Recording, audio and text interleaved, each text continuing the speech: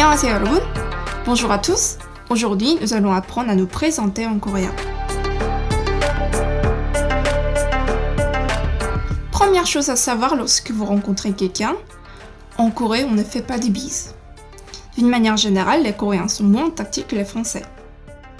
Si vous essayez de faire la bise à un Coréen ou une Coréenne, cette personne sera très surprise. On dit bonjour en se baissant légèrement comme ça. 안녕하세요. Nous avons déjà vu cette expression lors de la vidéo précédente sur les formes de politesse. On peut éventuellement serrer la main, mais c'est plutôt pour des situations formelles ou quand une personne âgée vous propose en tendant sa main. Dans ce cas-là, vous devez serrer la main en utilisant les deux mains, comme ça. C'est un signe de respect en Corée. En coréen, pour dire je m'appelle quelque chose, on dit 저는 quelque chose 예요 ou 예요. Si le mot finit par une consonne, on met 예요. Par exemple, pour moi, mon prénom 조은 finit par la consonne 리은, donc je dirais 저는 조은이에요. Traduit littéralement, ça veut dire je suis 조은. Donc avec cette phrase, je peux dire aussi je suis étudiante, 저는 학생이에요. Si le mot finit par une voyelle, on met 예요. Par exemple, si mon prénom est 수지, je dois dire 저는 수지예요, mais pas 수지이에요, parce que ça fait trop de voyelles enchaînées. Ensuite, on vous demandera votre nationalité. Pour dire je suis français ou je suis française, on dit 저는 프랑스인이에요. 프랑스 est la France et in veut dire la personne. Dans le cas présent, in est le suffixe qui désigne la nationalité derrière un pays. 프랑스, France.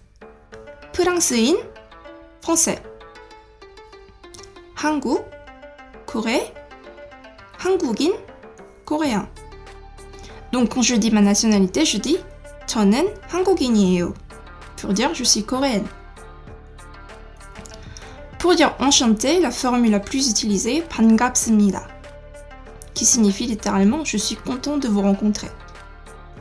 Vous vous souvenez, lors de la vidéo précédente, je vous ai parlé des formes de politesse.